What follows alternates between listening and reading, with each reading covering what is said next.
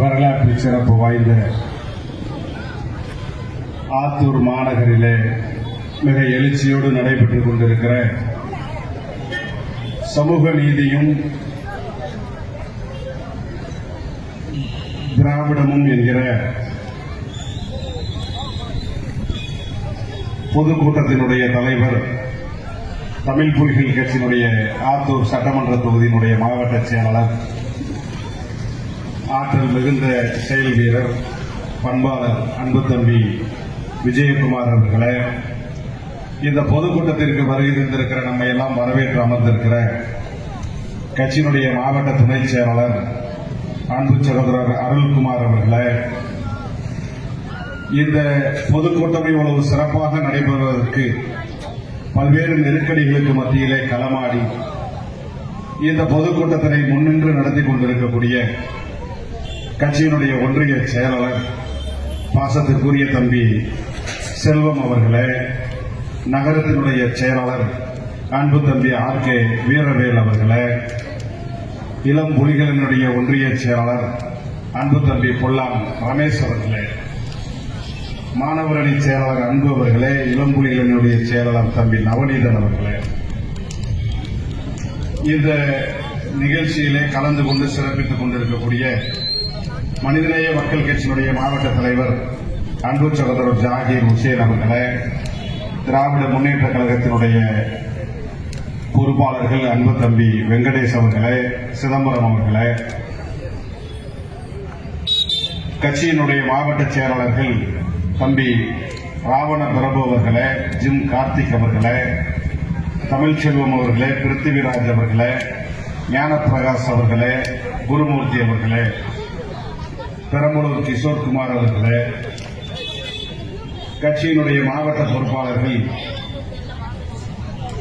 தம்பி கோபி அவர்களே, சிவா அவர்களே, சிவபிரகாஷ் அவர்களே, பிரசாந்த் அவர்களே, செந்தில் சேகவேரா அவர்களே, சுரேஷ் அவர்களே, சுந்தரம் அவர்களே, மாவீரன் நெப்போலியன் அவர்களே, மாதவ் அவர்களே, சேகர், மார்க்ஸ், காந்தி, கார்த்திக், ராஜேஷ் உள்ளிட்ட பொறுப்பாளர்களே, சதீஷ், சக்கரை, பெரியசாமி, பிரகாஷ், அண்ணல் அன்பரசு, பாலமணி, பாண்டியன், விஜயகுமார், ராஜேஷ், சுரேஷ், மணிவல்லவன் அவர்களே, முத்துச்செல்வன் அவர்களே, துரைக்கண்ணன் அவர்களே, லோகநாதன் அவர்களே, சந்தோஷ் அவர்களே, மணி, சங்கர், கருப்பண்ணன், பெரியசாமி, வினோத், மணிகண்டன் உள்ளிட்ட பொறுப்பாளர்களே, செந்தாரப்பட்டி, கெங்கவல்லி, தம்மம்பட்டி பகுதியிலே இருந்து வருகை தந்திருக்கிற அன்பு தம்பிகளே, நன்றி உரையாற்ற இருக்கிற அன்பு தம்பி பிரகாஷ் அவர்களே, கட்சியினுடைய மண்டல செயலாளர் உதய பிரகாஷ் அவர்களே, தொடக்க உரையாற்றி அமர்ந்திருக்கிற இளம்புலிகள் அணியினுடைய துணை செயலாளர் தம்பி திருவலவன் அவர்களே, கரும்புலி குயிலி பேரவையினுடைய மாநில செயலாளர் அன்பு தங்கை நாஞ்சலி அவர்களே, மாநில மாணவர் அணி துணை செயலாளர் தம்பி கபிலன் அவர்களே, கட்சியினுடைய பொதுச் செயலாளர் இளவேனில் அவர்களே, முதன்மை செயலாளர் முகிலரசன் அவர்களே, இளம்புலிகளினுடைய துணை செயலாளர் அன்பு தம்பி அறிவு தமிழன் அவர்களே, துணை பொதுச் செயலாளர் ராமச்சந்திரன் அவர்களே, துணை கொள்கை பொறுப்பு செயலாளர் அன்பு தோழர் சிவராம் அவர்களே, மாநில மாணவர் அணியினுடைய செயலாளர் அன்பு சகோதரர் சிலம்பரசன் அவர்களே, மாநில தொழிலாளர் அணியினுடைய துணை செயலாளர் பிரபு அவர்களே, ஊடகப் பிரிவு அணியினுடைய துணை செயலாளர் திருவள்ளுவன் மனோ அவர்களே, மாநில அமைப்பு செயலாளர் சிற்றரசு அவர்களே, எனக்கு முன்னர் திராவிட கருத்தியலை மிக சிறப்பாக எடுத்து கருத்துரையாற்றி அமர்ந்திருக்கிற தமிழ் புலிகள் கட்சியினுடைய தோழமை அமைப்பாக இருக்கிற ஒடுக்கப்பட்ட மக்களினுடைய பிரச்சனைகளுக்கு களமாடி வருகிற திராவிடர் விடுதலை கழகத்தினுடைய தலைவர் பெருமரியாதைக்குரிய தோழர் கொளத்தூர் மணி அவர்கள் உள்ளிட்ட இங்கே திரண்டிருக்கிற என் இனமான உறவுகளே, உங்கள் அனைவருக்கும் கட்சியின் தலைமையின் சார்பில் நெஞ்சார்ந்த மாலை நேர வணக்கத்தினை உறுத்தாக்கிக் கொள்கிறேன். தோழர்களே, சரியாக 6 மணிக்கு தொடங்க வேண்டிய பொதுக்கூட்டம் ஏறத்தாழ காலதாமதத்தோடு தொடங்கி நடந்து கொண்டிருக்கிறது. இங்கே எண்ணற்ற தோழர்கள், மணிக்கணக்கிலே பேச முடிகிற தோழர்கள் தலைவர் பேச வேண்டும் என்பதற்காக வழிவிட்டு அமர்ந்திருக்கிறார்கள். அவர்களுக்காக நான் மீண்டும் ஒரு முறை நன்றியை சொல்ல கடமைப்பட்டிருக்கிறேன். தோழர்களே, இந்த ஆத்தூர் மாநகரில் நடைபெற்றுக் கொண்டிருக்கிற இந்த பொதுக்கூட்டம் நேரம் கடந்து நடந்து கொண்டிருக்கிறது. பல்வேறு ஆத்தூர் நகரத்தை சுற்றி இருக்கக்கூடிய கிராமப்புறங்களிலே இருந்து என்னுடைய உறவுகள் எல்லாம் இங்கே திரண்டிருக்கிறார்கள். தொடக்கத்திலே கூட சொன்னார்கள், கிராமப்புறங்களிலே இருந்து வருகை தந்திருக்கிறார்கள், பேருந்து வசதி இல்லாத கிராமத்திலே இருந்தெல்லாம் கூட வந்திருக்கிறார்கள். இந்த கூட்டத்தை 9 மணிக்கெல்லாம் நாம் முடித்துவிட்டால் சிறப்பாக இருக்கும், இல்லை என்றால் மக்கள் ஒருவேளை கலைந்து விடுவார்களோ என்கிற அச்சத்தோடு கட்சியினுடைய நிர்வாகிகள், முன்னணி தலைவர்கள் எல்லாம் சொன்னார்கள். ஆனால் கிராமப்புறங்களிலே இருந்து வந்தாலும் ஆண்களை விட ஒருபடி நிகராக பெண்கள் இந்த பொதுக்கூட்டத்திலே திரண்டிருப்பதும், 10 மணி ஆனாலும் 11 மணி ஆனாலும் தலைவர் உரை கேட்காமல் நாங்கள் இருப்பிடத்தை விட்டு நகரமாட்டோம் என்று அப்படியே அமர்ந்திருக்கிற இந்த காட்சியை பார்க்கிற போது உண்மையிலேயே எந்த சமூகம் அரசியல் விழிப்புணர்வு அடையவில்லை என்று நாம் ஏங்குகிறோமோ, இனி வருங்காலத்தில் அப்படி ஒரு நிலை இருக்காது. நமக்கென்று வரக்கூடிய தலைவருடைய உரையை கேட்காமல் நாங்கள் திரும்ப மாட்டோம் என்று நீங்கள் அமர்ந்திருக்கிற இந்த எழுச்சிதான் இந்த சமூகத்திற்கு தேவையான ஒன்றாக நான் கருதுகிறேன். ஏனென்றால் ரொம்ப மிக முக்கியமான ஒன்று, சமூக நீதி கோட்பாடுகளை பற்றி, திராவிட இயக்கத்தினுடைய செயல்பாடுகளை பற்றி எனக்கு முன்னர் பேசுகிற அண்ணன் கொளத்தூர் மணி அவர்கள் மிக தெளிவாக இங்கே கருத்துக்களை பதிவு செய்திருக்கிறார்கள். தம்பி கபிலன் உள்ளிட்ட தம்பி விஜயகுமார் தோழர்கள் எல்லாம் சொன்னார்கள், நீங்கள் இங்கே ஒடுக்குமுறைக்கு ஆளாக்கப்படுகிற பல்வேறு கிராமங்களிலே இருந்து இங்கே வருகின்றிருக்கிறார்கள், நீங்கள் ஒரு எழுச்சிகரமான அரசியலை பேச வேண்டும் என்று சொன்னார்கள். ஒரு புறம் இருக்கட்டும், இன்றைக்கு தமிழ் புலிகள் கட்சி இந்த ஆத்தூர் மாநகரிலே இந்த நாட்டை ஆண்ட கட்சி, இந்த நாட்டை ஆள துடிக்கிற கட்சி, இந்த 2 பெரும் கட்சிகள் நடத்துகிற பொதுக்கூட்டத்தை விட மிக சிறப்பான பொதுக்கூட்டத்தை ஆளுகிற கட்சிக்கு நிகராக தமிழ் புலிகள் கட்சி இந்த ஆத்தூர் மாநகரிலே நடத்திக் கொண்டிருக்கிறார்கள் என்பதான ஒரு தோற்றம் இங்கே நிலவிக் கொண்டிருக்கிறது. இங்கே ஆத்தூர் நகருக்குள்ளே நுழைகிற இடத்திலே இருந்து ஏறத்தாழ 4-5 கிலோமீட்டருக்கு வண்ண கொடிகள், தமிழ் புலிகளினுடைய கொடிகள் இந்த ஆத்தூர் மாநகரை அபகரித்துக் கொண்டிருக்கிறது. வண்ண வண்ண பதாகைகள், ஒடுக்கப்பட்ட மக்களுக்காக போராடுகிற இந்த இயக்கத்தினுடைய தலைவரை அங்கீகரித்து வைத்திருக்கிற இந்த பதாகைகள் ஆதிக்க சாதி வெறியர்களை அச்சுறுத்துவதைப் போல இருந்தாலும் கூட அடக்கப்பட்ட ஒடுக்கப்பட்ட மக்களாக இருக்கிற நாங்கள் அரசியலாக திரண்டுவிட்டோம்.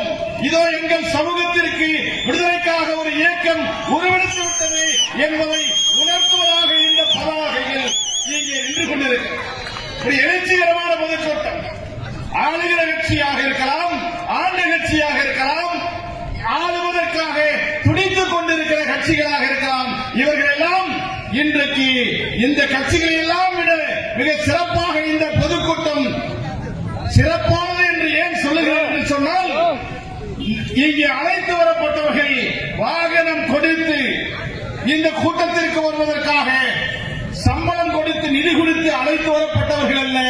இந்த சமூகத்தினுடைய மாற்றத்திற்காக ஒரு தலைவன் உரை நிகழ்த்த இருக்கிறான் என்று சொந்தமாக கிராமமாக இந்த பொதுக்கூட்டத்திற்கு திரண்டிருக்கிற ஒரு இன உணர்வாளர்களாக இங்கே நாம் அமர்ந்திருக்கிறோம். அதுதான் இங்கே நாம் சிறப்பாக நான் பார்க்கிறேன்.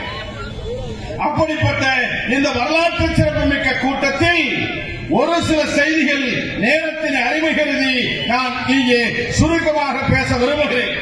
நீங்கள் விரைவாக கிராமங்களுக்கு சென்று சேர வேண்டும். பல தாய்மார்கள் குழந்தைகளோடு வந்திருக்கிறார்கள், பல்வேறு சிரமங்களுக்கு மத்தியிலே இருக்கிறார்கள். அவற்றையெல்லாம் அறிந்து இந்த கூட்டத்திலே நான் சுருக்கமாக உரையாற்ற வேண்டும் என்று நினைக்கிறேன். அந்த அடிப்படையில் தமிழ் புலிகள் என்கிற ஒரு கட்சி இந்த பொதுக்கூட்டத்தின் வாயிலாக என்ன அரசியலை சொல்ல இருக்கிறார்கள்? இங்கே வியாபார பெருங்குடி மக்கள் திரளாக இங்கே செவிமடுத்து கேட்டுக் கொண்டிருக்கிறார்கள். அவர்களுக்கும் ஒன்றை சொல்லுகிறேன். தமிழ் புலிகள் என்கிற ஒரு கட்சி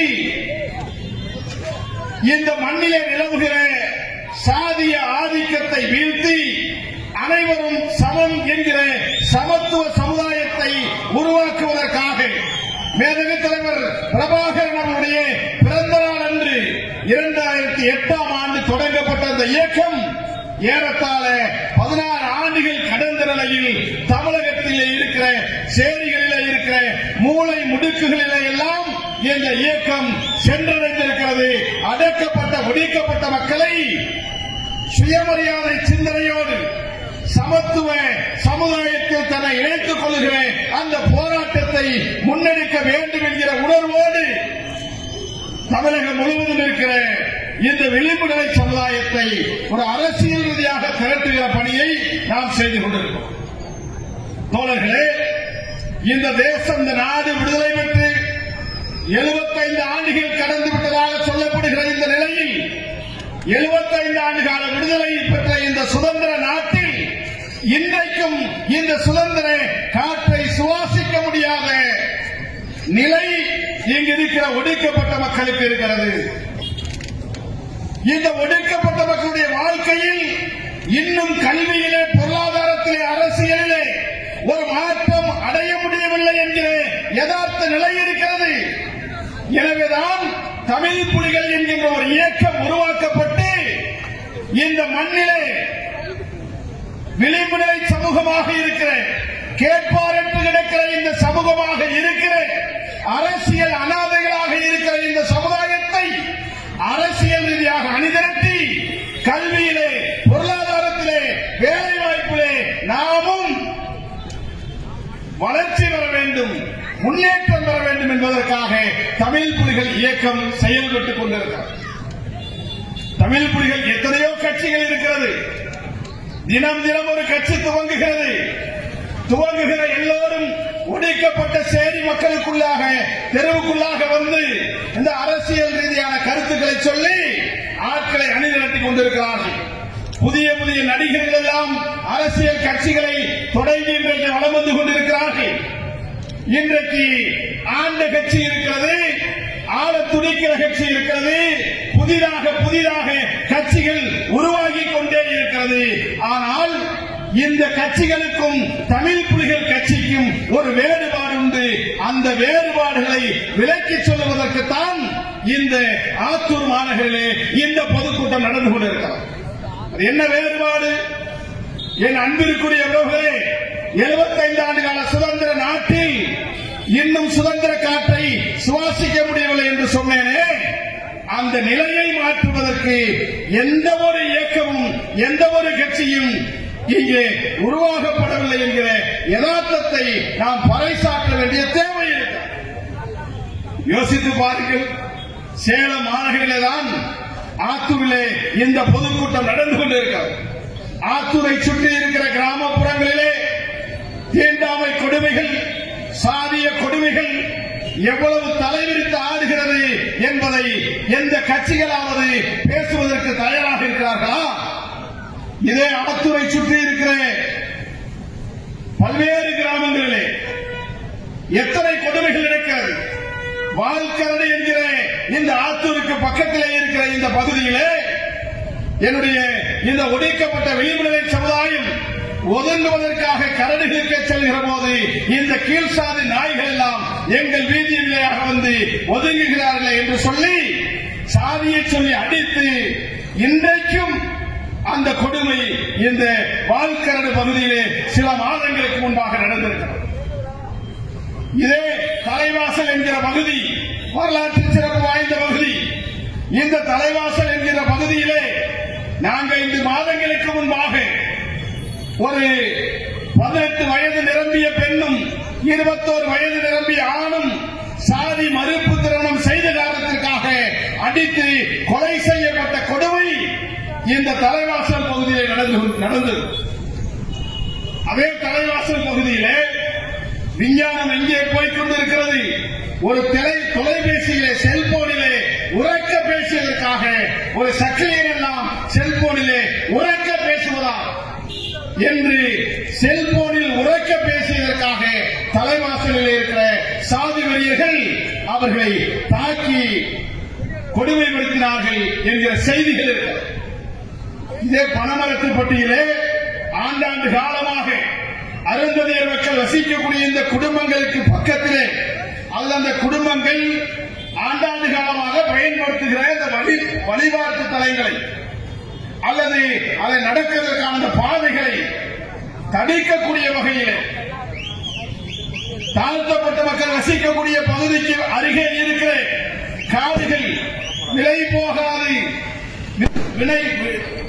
விலைமனை பட்டாவாக அதை மாற்றி ரியல் எஸ்டேட் என்று சொல்கிறார்களே, அப்படி அந்த காடுகளை எல்லாம் பட்டாவாக்க வேண்டும் என்று சொன்னால் தாழ்த்தப்பட்ட மக்கள் வசிக்கிற பகுதியில் இருக்கிற காடு தாழ்த்தப்பட்ட மக்கள் வசிப்பதனாலேயே விலை அதிகமாக விற்பனை செய்ய முடியாது என்று சொல்லி நம்முடைய தெருவுக்கு மத்தியிலே ஒரு சுவரை எழுப்பி தீண்டாமை சுவர் எழுப்பி நம்முடைய மக்கள் பார்வையில் படாமல் இருந்தால் அந்த நிலம் அதிக அளவிற்கு விற்பனைக்கு போகிறது என்று சொல்லி நம்முடைய கிராமங்களுக்கு பக்கத்திலே புதிதாக தீண்டாமை சுவர்கள் எழுப்பப்பட்டு வருகிறது.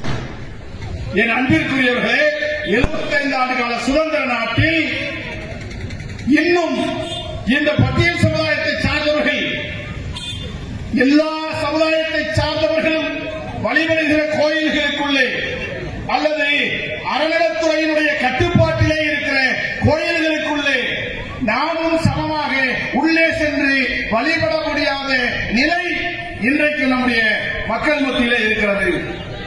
இப்படித்தான் சாதியின் பெயரால் தீண்டாமை கொடுமைகளை நாள்தோறும் நாம் சந்தித்துக் கொண்டே இருக்கிறோம். இன்னொருபுறம் நம்முடைய கிராமப்புறங்களிலே நம்முடைய மக்கள் வசிக்கிற பகுதிகளிலே இன்றைக்கும் சாலை வசதி இல்லாமல், மின்சார வசதி இல்லாமல், குடிநீர் வசதி இல்லாமல், கழிப்பறை வசதி இல்லாமல், அடிப்படை வசதிகள் கூட மறுக்கப்பட்டு அந்த உரிமைகளை கூட பெறுவதற்கு நாதியற்ற சமூகமாக இந்த விளிம்புநிலை சமுதாயம் நின்று கொண்டிருக்கிறது. ஒருபுறம் சாதியின் பெயரால் தீண்டாமை கொடுமைகள், மறுபுறம் அரசினுடைய அந்த அடிப்படை உரிமைகள் மறுக்கப்பட்ட நிலையாக இருக்கிறது.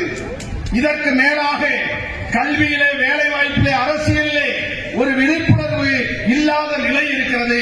இந்த நிலையை எல்லாம் மாற்றுவதற்கு ஏதேனும் ஒரு கட்சி வந்திருக்கிறதா?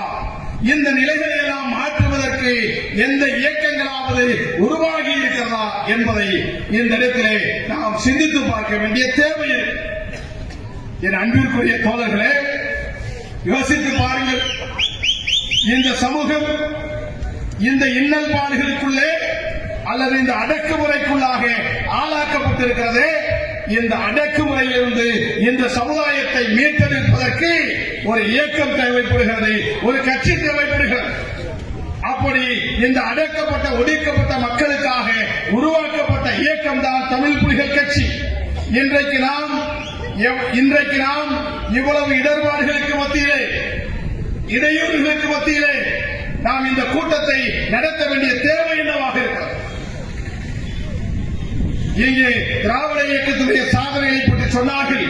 இந்த திராவிட இயக்கத்துடைய சாதனைகளிலே மிக முக்கியமான ஒன்று சுயமரியாதை உணர்வை ஊட்டியிருப்பது. ஆனால் இந்த சுயமரியாதை உணர்வை நாம் பெற்று தலைநிமிர வேண்டிய தேவை இருக்கிறது. இந்த தலைமுறை போராட்ட தலைமுறையாக உருவெடுத்தால்தான் அடுத்த தலைமுறை சுதந்திர தலைமுறையாக உருவாக முடியும் என்பதை இந்த தலைமுறைக்கு எடுத்துச் செல்வதற்கு ஒரு இயக்கம், ஒரு கட்சி தேவைப்படுகிறது. இன்றைக்கு நம்முடைய இளைஞர்கள் மத்தியிலே, நம்முடைய வீதிகள் மத்தியிலே, நம்முடைய சேரிகள் மத்தியிலே எண்ணற்ற இயக்கங்கள், கட்சிகள் உருவாகி இருக்கிறது. ஆனால் நம்முடைய உரிமைகளை பேசுவதற்கு ஒரு கட்சி தமிழ் புலிகள் கட்சி மட்டும்தான் என்பதை நாம் இந்த இடத்திலே பதிவு செய்ய யோசித்து பாருங்க. தமிழ்நாட்டில் நம்முடைய கிராமத்துல நம்முடைய ஊர்களில் இருக்கக்கூடிய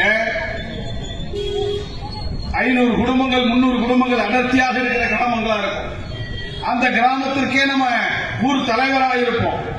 அந்த கிராமத்தில் ஒரு கோயில் திருவிழா நடக்குதுன்னு வச்சுக்கோங்க. அந்த கோயில் திருவிழாவை நடத்துவதற்கு 500 குடும்பங்களுக்கு தலைவராக நம்முடைய ஊர் தலைவராக இருக்கிற நம்முடைய தலைவர் இந்த கோயில் விழாக்கள் நடத்த இருக்கிறோம் என்று சொல்லி காவல் நிலையத்திற்கு நாம் அனுமதி கேட்க போகிறோம் என்று வைத்துக் கொள்ளுங்கள்.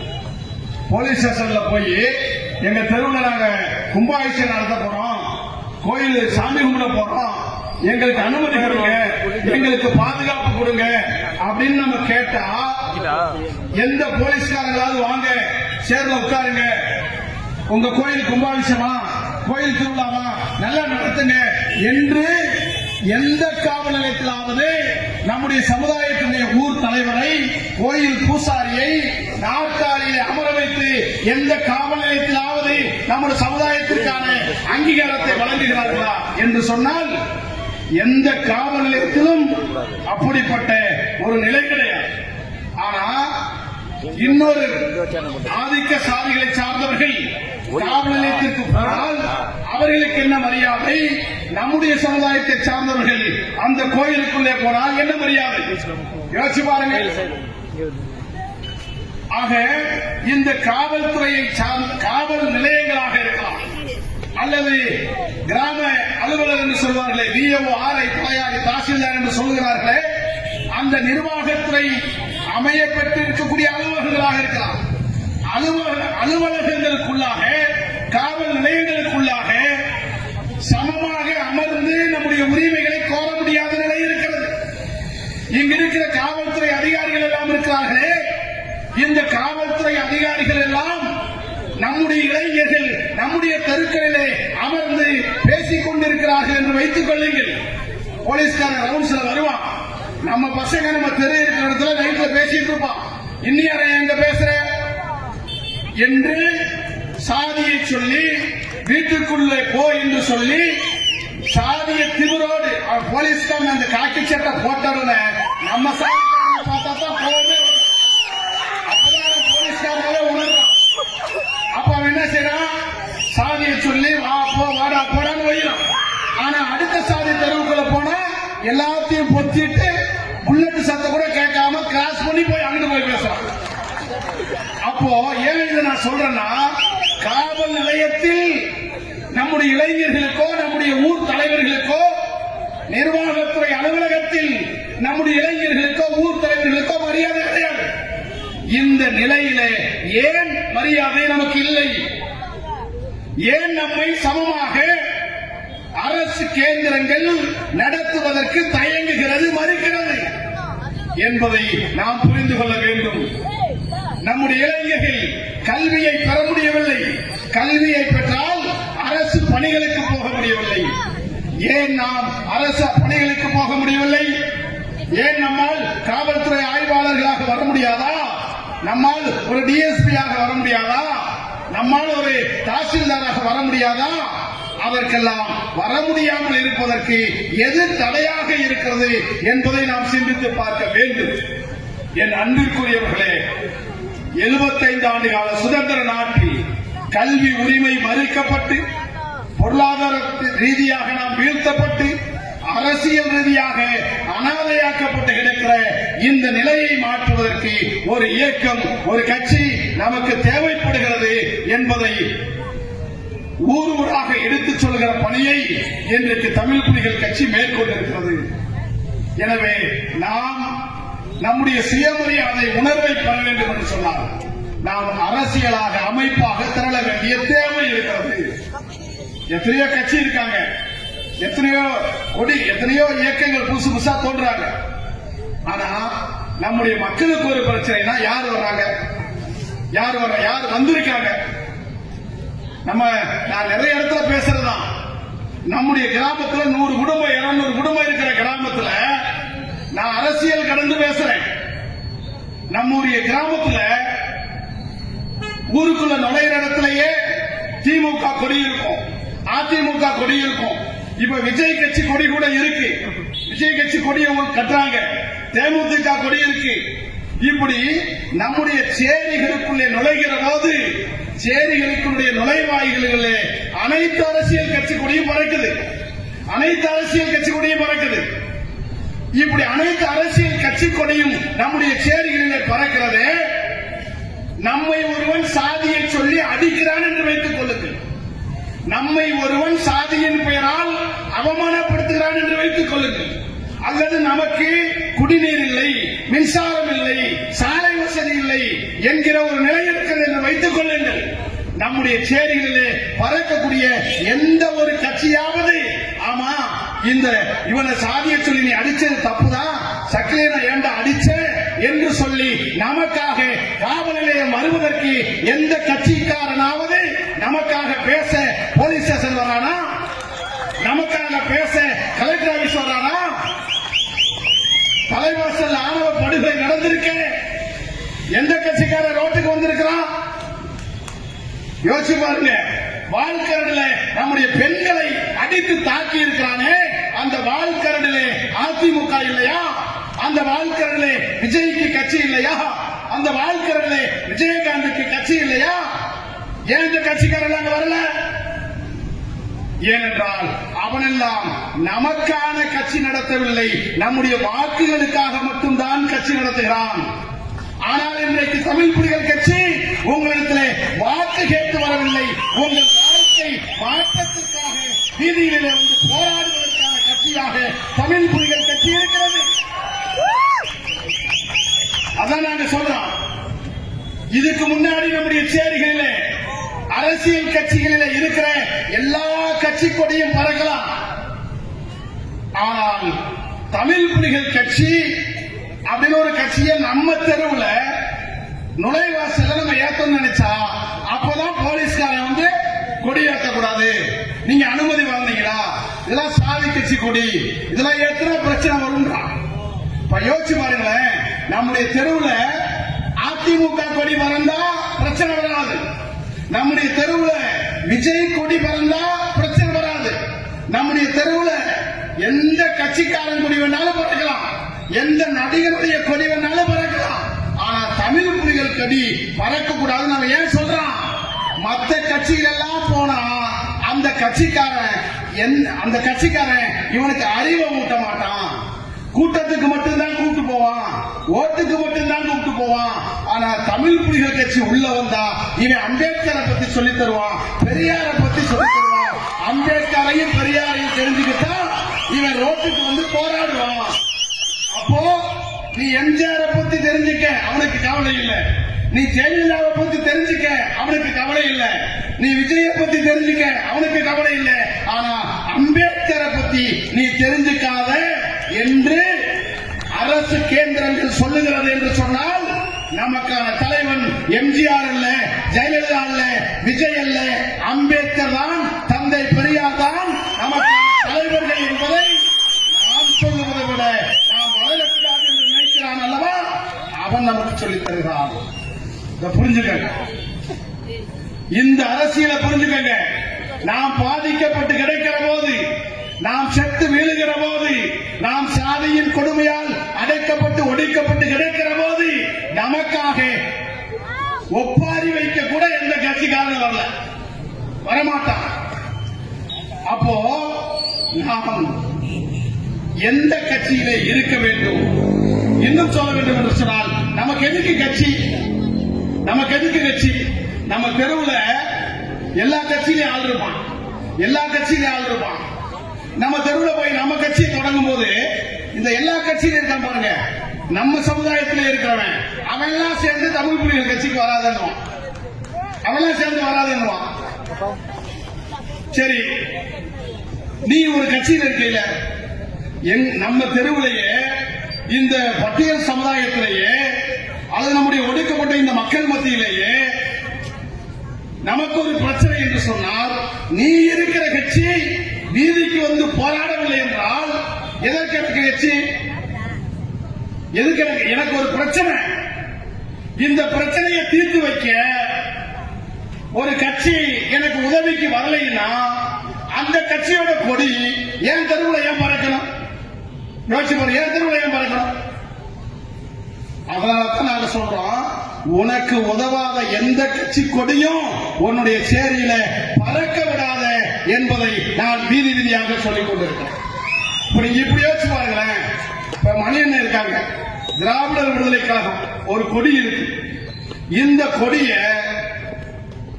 உங்க தெருவுல நம்ம தெருவுல இந்த கொடியை ஏத்துறாங்கன்னு வச்சுக்கோங்க, இந்த கொடியை ஏத்துறாங்கன்னு வச்சுக்கோங்க, அல்லது திராவிடர் விடுதலை கழகம்ங்கிற ஒரு இயக்கம், நான் நம்ம இயக்கத்தை கூட விட்டுங்க, தமிழ் புலிகள் கூட விட்டுங்க, திராவிடர் விடுதலை கழகம்ங்கிற ஒரு இயக்கத்தை, அந்த இயக்கத்துல நீங்க சேர்ந்து அந்த கொடியை உங்க தெருவுல ஏத்துறீங்கன்னு வச்சுக்கோங்க. அப்ப உங்க தெருவுல ஒரு பிரச்சனை நடக்குதுன்னு வச்சுக்கோங்க, திராவிடர் விடுதலை கழகம் போராடுமா போராடாதா? நிச்சயமாக போராடும். திராவிடர் விடுதலை கழகம் தான் உங்களுக்காக களத்தில் வந்து போராடும். ஏன்னா இந்த கொடியை ஏத்தலைனாலும் போராடுங்கிறது வேற. இதை ஏன் சொல்கிறேன் சொன்னால், நீ ஒரு இயக்கத்தை பின்பற்றுகிறாய், நீ ஒரு கட்சியில இருக்கிறாய், நீ ஒரு ரசிகனாக இருக்கிறாய், நீ உன்னுடைய ரசிகனை இப்பொழுது தலைவராக ஏற்றுக்கொண்டிருக்கிறாய் என்றால், நீ யாரை வேண்டுமானாலும் தலைவராக ஏற்றுக்கொள், மாற்று கருத்தில்லை. விஜய் உனக்கான தலைவனா ஏற்றுக்கொள், ஜெயலலிதா உனக்கான தலைவரா ஏற்றுக்கொள், யாரை வேண்டுமானாலும் நீ தலைவராக ஏற்றுக்கொள். ஆனால் உன் அக்காலும் தங்கையும் சாதியின் பெயரால் பாதிக்கப்படுகிற போது நீ ஏற்றுக்கொண்டிருக்கிற தலைவன் ரோட்டுக்கு வீதிக்கு வரவில்லை என்றால், நீ ஏற்றுக்கொண்டிருக்கிற தலைவன் சரியான தலைவனா இல்லையா என்பதை இளைய தலைமுறையை நீ சிந்தித்து பா. நீ என்ன தமிழ் புலிகள் கட்சியில சேர தேவையில்லை. தமிழ் புலிகள் கட்சியில் இருக்கிற எங்கள் தலைவராக ஏற்றுக்கொள்ளவில்லை என்றாலும் இந்த சமுதாயத்திற்கு ஒரு பாதிப்பு என்றால், நீ கட்சியில இருந்தாலும் இல்லை என்றாலும், என்னை தலைவராக ஏற்றுக்கொண்டாலும் இல்லாவிட்டாலும், உனக்கான பிரச்சனை என்றால் வீதிக்கு வந்து போராடுகிற ஒரே கட்சி தமிழ் புலிகள் கட்சி தான் என்பதை நீ மறந்துவிடாது. இதை பேச நாதி இருக்கா? சேலம் சுத்தி மலைப்பகுதியில் இருக்கிற யோசிச்சு பாருங்க, மலைப்பகுதிகளிலே ஒரு மான் தவறி வருகிறது என்று வைத்துக் கொள்ளுங்கள், ஒரு மான் வழி தவறி வருகிறது என்று வைத்துக் கொள்ளுங்கள், அந்த மானை அடிக்க முடியுமா? நாம மலைப்பகுதியில் இருந்து ஒரு காற்று பன்றி தப்பி வருகிறது என்று வைத்துக் கொள்ளுங்கள், அந்த பன்றியை நம்மால் தாக்க முடியுமா? முடியாது. இது பன்னிதான என்று சொல்லி அந்த காட்டு பன்றியை நாம் அடித்தால், வன பாதுகாப்பு சட்டம் என்ற ஒரு சட்டம் இருக்கிறது. அந்த வன பாதுகாப்பு சட்டத்தின்படி மானை தாக்கினால் தண்டனை, சிறைபிடிக்கப்படுவீர்கள். பன்றியை தாக்கினால் நீங்கள் சிறைபிடிக்கப்படுவீர்கள். ஏன்னா பன்னியை பாதுகாக்க இங்கே ஒரு சட்டம் இருக்கிறது, மானை பாதுகாக்க இங்கே ஒரு சட்டம் இருக்கிறது. ரோட்ல தானே தெரியுது, நம்மளா வைவமே நாயேன்னு வைவமே. அந்த தெருவில் இருக்கிற நாயை நம்மால் அடிக்க முடியுமா? அடிக்க முடியாது.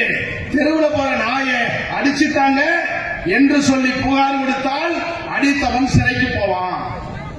இதை நான் ஏன் குறிப்பிடுறேன்னா, நாயை அடிச்சா அவன் ஜெயிலுக்கு போறான், பன்னி அடிச்சா அவன் ஜெயிலுக்கு போறான், மான அடிச்சா ஜெயிலுக்கு போறான். ஆனா ஒரு சக்கிலியனையோ பல்லனையோ பறையனையோ அடித்து விட்டு சுதந்திரமாக அவனால் நடமாட முடிகிறது, சுதந்திரமாக அவனால் நடமாட முடிகிறது. எப்படி? சக்கிலியனை அடிச்சுட்டு அவன் சாதாரண நடமாடுறானே, கேட்க யாருமே இல்லையே, கேட்க ஒரு தலைவன் வரலையே, கேட்க ஒரு சங்கம் வரலையே. ஆனால் இப்பொழுது தமிழ் புலிகள் என்கிற ஒரு கட்சி வந்திருக்கிறது. நீ நாய் அடிக்கிற மாதிரி பன்னி அடிக்கிற மாதிரி இனிமே ஒரு சக்கிலிய மேல கைய வச்ச, என் மீது அடிப்பதற்காக வைக்கப்பட்ட கை அடித்த நொடி தரையில் வீழ்த்தப்பட்டு கிடக்கும் என்பதை உறக்கச் சொல்வதற்கு ஒரு கட்சி தேவைப்படுகிறது. என்ன நம்ம எல்லா சலிச்சுட்டோம். உன்னை மாதிரிதான் வேலைக்கு போறோம், உன்னை மாதிரிதான் வேட்டி சட்டை கட்டுறோம், உன்னை மாதிரிதான சேலை கட்டுறோம். நீ திங்கிற அதே உணவைத்தானே நாங்கள் திங்குகிறோம். அப்போ எதிலே நாங்கள் குறைந்தவர்களாக இருக்கிறோம்? இந்த சாதியில பிறந்தது எங்கள் குற்றமா? இந்த நிலையை மாற்ற வேண்டும் என்று சொன்னால் நாம் எதற்கும் சளைத்தவர்கள் அல்ல என்கிற ஒரு சிந்தனைகளை உறக்க சொல்லுவதற்கு நமக்கென்று ஒரு இயக்கம் தேவைப்படுகிறது. இப்பயும் பாருங்க, கிராமத்தில் இதே ஆத்தூர் டவுன்ல ஒரு போலீஸ் ரவுண்ட்ஸ் வரான். நம்முடைய பெண்டு பிள்ளைகளை எப்படி கேள்வி பண்றான், நம்முடைய இளைஞர்களை எவ்வளவு கேவலமா நடத்துறான். ஆதிக்க சாதிக்காரனுக்கு நிகராக அரசு அதிகாரிகள் நடந்து கொள்கிறார்கள். இந்த நிலையை மாற்றுவதற்கு நமக்கு ஒரு அரசியல் இயக்கம் தேவைப்படுகிறது. எனவேதான் தமிழ் புலிகள் என்கிற ஒரு இயக்கத்தை உருவாக்கி நாம் ஒவ்வொரு கிராமமாக சேரியாக சென்று இளைஞர்களே நீங்கள் அமைப்பாக திரளுங்கள்.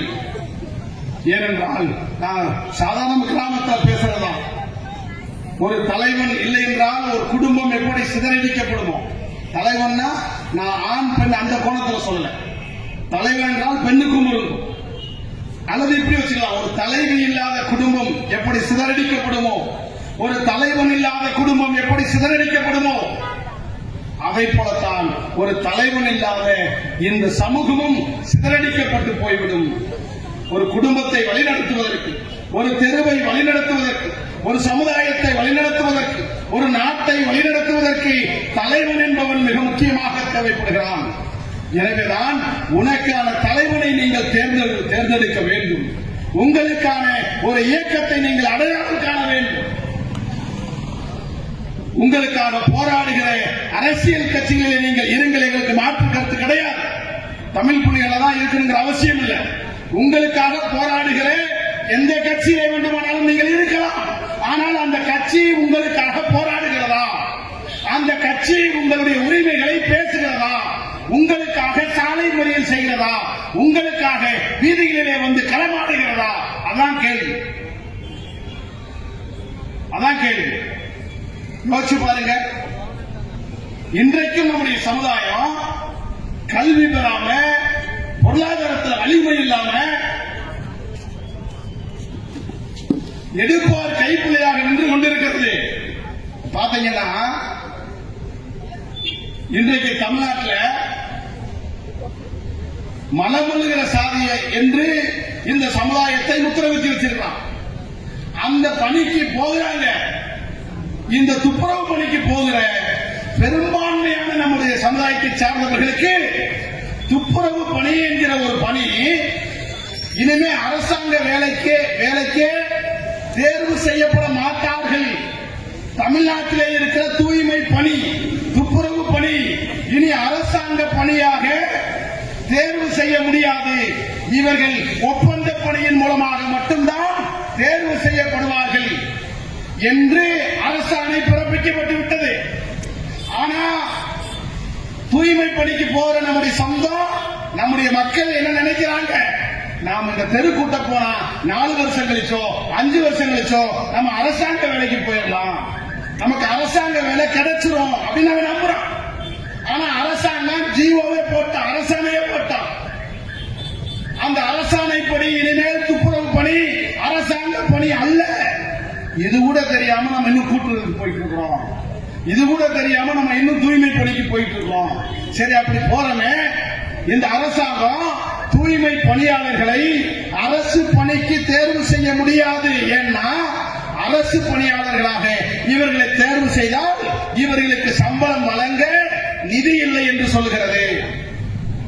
நான் கேட்கிறேன், இந்த நாட்டில் எத்தனையோ வேலை இருக்கு, எல்லாருக்கும் சம்பளம் தரீங்க. இந்த நாட்டில் உழைக்கும் வர்க்கமாக இருக்கிற இந்த நாட்டை சுத்தம் செய்து இந்த சமுதாயத்திற்கு பல்வேறு சமூக பணிகளை செய்த இந்த சமுதாயம் அரசாங்க பணியிலே வருவதை தடுப்பதற்காக ஒரு அரசாணை பிறப்பிக்கப்பட்டிருக்கிறது. அந்த அரசாணைக்கு எதிராக தூய்மை பணியாளர்கள் எல்லாம் ஒன்றுதிர என்று போராட தயாராக இருக்கிறோமா? அல்லது இந்த தூய்மை பணியாளர்களை எல்லாம் ஒருங்கிணைத்து அரசுக்கு எதிராக போராடுவதற்கு உங்களுக்கு ஒரு கட்சி இருக்கா? இந்த தூய்மை பணியாளர்கள் மத்தியில் திமுக தூய்மை பணியாளர்களுக்கு சங்கம் வைத்திருக்கிறது, அதிமுக தூய்மை பணியாளர்களுக்கு சங்கம் வைத்திருக்கிறது, கம்யூனிஸ்டுகள் தூய்மை பணியாளர்களிடையே சங்கம் வைத்திருக்கிறார்கள். இந்த எந்த சங்கமாவது நான் குறைத்து மதிப்பிடவில்லை, கம்யூனிஸ்டுகளை குறைத்து சொல்லவில்லை. திமுகவிற்கு நாம் தோழமையாக இருக்கிறோம் வேறு. ஆனால் யதார்த்த நிலை இந்த சமூகம் இந்த சமூகத்திலே பிறந்த காரணத்திற்காக தூய்மை பணி செய்கிற இந்த மக்களுடைய வாழ்க்கை மாறுவதற்கு அரசு பணியாளராக தேர்வு செய்ய முடியாது என்கிற அரசாணையை ரத்து செய்ய நாம் ஏன் குரல் கொடுக்கவில்லை? ஏன் அந்த அரசாணையை நாம் ரத்து செய்யவில்லை என்று நாம் கேட்கக்கூடாதா? யாராவது கேட்கறதுக்கு நமக்கு சங்கம் இருக்கா?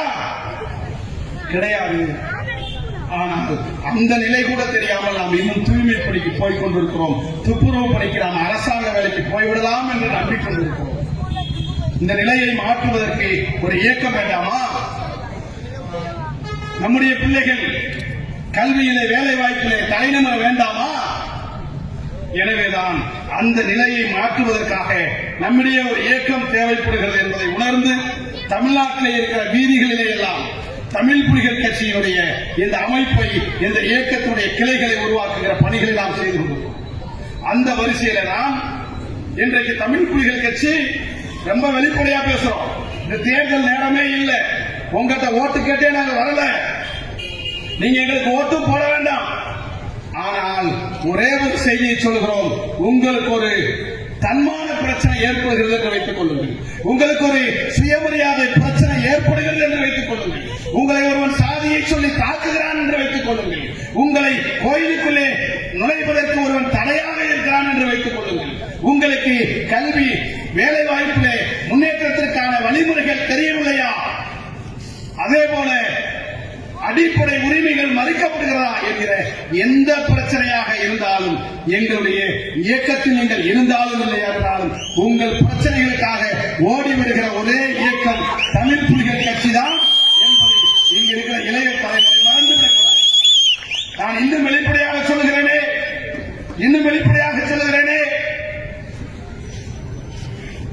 சங்கம் இல்லாத எந்த சமூகமாவது இருக்கிறதா? ஏன் சங்கம் தேவைப்படுகிறது? ஏன் நமக்கு ஒரு அரசியல் இயக்கம் தேவைப்படுகிறது? அரசியல் இயக்கம் வைத்திருப்பதனால் அந்த அரசியல் இயக்கம் வலிமை அடைவதன் மூலமாக அவர்களுடைய உரிமைகளை அவர்களால் பெற முடிகிறது. அரசியலாய் நாம் அணிதிரளால் மறுக்கிற காரணத்தினால் நம்முடைய உரிமைகளை நாம் பெற முடியவில்லை. யோசிச்சு பாருங்களேன், இன்னைக்கு ஒரு போலீஸ்காரன் நம்முடைய சமுதாயத்தில் இருக்கிற இளைஞர்களை இவ்வளவு கேவலமா பேசுறாங்க, ஆதிக்க சாதிகள் சொல்லக்கூடிய எந்த சாதிக்காரனையாவது இவ்வளவு கேவலமாக பேசுவானா? பேச மாட்டான். ஏன்? அவனுக்கு ஒரு கட்சி இருக்கு, சங்கம் இருக்கு, அவன் போலீஸுக்கு எதிராக போராடுவான். உனக்கு கழிப்பட வசதி இல்ல, 100 வீடு 500 வீடு இருக்கிற தெருவில் உனக்கு கக்கஸ் இல்ல, இந்த நிலை ஆதிக்க சாதிகள் வசிக்கக்கூடிய அந்த தெருவில் இருக்கா? இல்ல. ஏன் இல்லைன்னா அவனுக்கு ஒரு கட்சி இருக்கு, அவன் போராடுவான். அந்தந்த மக்களுக்கு பிரச்சனை என்றால் அவர்களுக்காக போராட ஒரு கட்சி இருக்கிறது.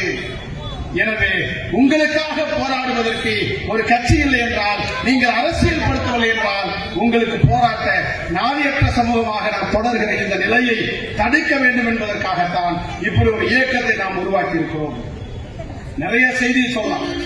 நான் பேச வந்த செய்தியே திராவிட இயக்க சித்தாந்தம் சமூக நீதி எப்படியெல்லாம் வளர்த்தெடுத்துச்சு என்கிற அந்த செய்திகளை தான் பேசணும் வந்தேன். நமக்கு 2 பிரச்சனை இருக்கு. தத்துவார்த்த ரீதியாகவும் பேசணும், நம்முடைய சமூக மக்களுக்கு இருக்கிற பிரச்சனைகளையும் பேசணும். மற்றவங்களுக்கு தான் ஒரு பிரச்சனை, நமக்கு பல பிரச்சனை. இதையெல்லாம் உள்ளடக்க வேண்டும் என்று சொன்னால் நமக்கு ஒரு இயக்கம் தேவைப்படுகிறது என்பதை நாம் புரிந்து கொள்ள வேண்டும். அப்படி என்றால் தான் நம்முடைய அடுத்த தலைமுறையாவது குறைந்தபட்சம் கல்வி பெற்ற, வேலைவாய்ப்பு பெற்ற, பொருளாதாரத்தில் முன்னேற்றம் அடைகிற ஒரு சமூகமாக மாறும் என்பதை நீங்கள் புரிந்து கொள்ள வேண்டும் தோழர்களே. எனவே என் அன்பிற்குரியவர்களே, உங்களிடத்திலே நாங்கள் சொல்லிக் கொள்கிற ஒரே செய்தி, நாம் அமைப்பாக திரளாமல் நம்முடைய உரிமைகளை வெல்ல முடியாது. நம்முடைய அமைப்பின் மூலமாக மட்டுமேதான் நம்முடைய உரிமைகளை வெல்ல முடியும் என்பதை இந்த இடத்திலே சொல்லிக்கொண்டு, அமைப்பாக திரளுவது காலத்தினுடைய தேவை. இன்றைக்கு ரொம்ப சாதாரண விஷயம். இந்த நாட்டையே நம்ம தான் தீர்மானிக்கிறோம். இந்த நாட்டுல முதலமைச்சர் யார் வரணுங்கிறத நம்ம தான் தீர்மானிக்கிறோம். நம்முடைய தொகுதியில யார் எம்எல்ஏவா வரணுங்கிறத நம்ம தான் தீர்மானிக்கிறோம். நம்முடைய தெருவுல யார் கவுன்சிலர் வரணுங்கிறத நம்ம தான் தீர்மானிக்கிறோம். இங்கே யார் பிரசிடென்ட் ஆக வேண்டும் நாம் தான் தீர்மானிக்கிறோம். இங்கே யார் கவுன்சிலர் நாம் தான் தீர்மானிக்கிறோம். இங்கே யார் சட்டமன்ற உறுப்பினர் நாம் தான் தீர்மானிக்கிறோம். இங்கே யார் முதலமைச்சர் என்பதையும் நாம் தான் தீர்மானிக்கிறோம். இவர்களை எல்லாம் தீர்மானிக்கிற நாம் ஒரு இடத்தில் கூட பஞ்சாயத்து தலைவராக இல்லை. இவர்களை எல்லாம் தீர்மானிக்கிற நாம் ஒரு இடத்திலே கூட கவுன்சிலர் இல்லை. இவர்களை எல்லாம் தீர்மானிக்கிற நாம் ஒரு இடத்திலே கூட எம்எல்ஏவாக இல்லை. ஏன் முதலமைச்சரையே தீர்மானிக்கிற நாம் ஒரு வார்டு மெம்பராக கூட வர முடியவில்லை என்றால் இந்த நிலையை மாற்ற வேண்டாமா? நம்முடைய தலைமுறையிலே நம்முடைய அரசியல் உரிமைகளை வெல்லப் போவது எப்போது? ஏன் நம்ம பிள்ளைகள் கவுன்சிலர் ஆகக்கூடாதா? நம்ம பிள்ளைகள் எம்எல்ஏ ஆகக்கூடாதா? நம்ம பிள்ளைகள் பிரசிடென்ட் ஆகக்கூடாதா? பிரசிடென்ட் என்பதோ கவுன்சிலர் என்பதோ அல்லது ஆய்வாளர் என்பதோ அல்லது தாசில்தார் என்பதோ இவையெல்லாம் வெறும் அரசு பணி என்றாக இணைந்தாதீர்கள். அதெல்லாம் அதிகாரத்தினுடைய குறியீடு. எனவே இந்த அதிகாரத்தை நாம் எட்ட வேண்டும் என்று சொன்னால் இந்த வாய்ப்புகளை எல்லாம் நாம் பெறுவது காலத்தினுடைய கட்டாயம். அந்த அடிப்படையிலே இழந்த அரசியல் உரிமைகளாக இருக்கலாம், அடிப்படை உரிமைகளாக இருக்கலாம், இன்னும் சொல்ல வேண்டும் என்று சொன்னால் நமக்கு ஏற்பட்ட சுயமரியாதை பிரச்சனையாக கூட இருக்கலாம். சுயமரியாதை பிரச்சனையாக கூட இருக்கலாம். இன்னும் வெளிப்படையாக சொல்லணும்னா நாம் சுயமரியாதை பெறுவதற்கு நாம் தலை நிமிர்வதற்கு எது தடையாக இருந்தாலும் அதை உடைப்பதன் மூலமாகத்தான் நாம் தலை நிமிர முடியும். நம்மளை செருப்பு போட்டு நடக்கக்கூடாதுன்னு சொல்றானா, அந்த இடத்துல செருப்பு போட்டு நடப்பது மட்டுமல்ல, என்னை செருப்பு போட்டு நடக்கக்கூடாது என்று எவனாவது சொன்னால் அவனை செருப்பு அடிக்கக்கூடிய ஆற்றலை நீங்கள் வேண்டும். என்னுடைய கொடியை நீ பறக்க விடாது என்று சொன்னால் என் கொடி பறக்கலைனா எவன் கொடி பறக்க விட மாட்டேன் சொல்லி எந்த கட்சி கொடியா இருந்தாலும் அந்த கொடிகளை வெட்டி சாத்து. என் கொடி என் தெருவில் பறக்கல, ஊராங்கொடி புற என் தெருவில் பறக்கணுமாடா?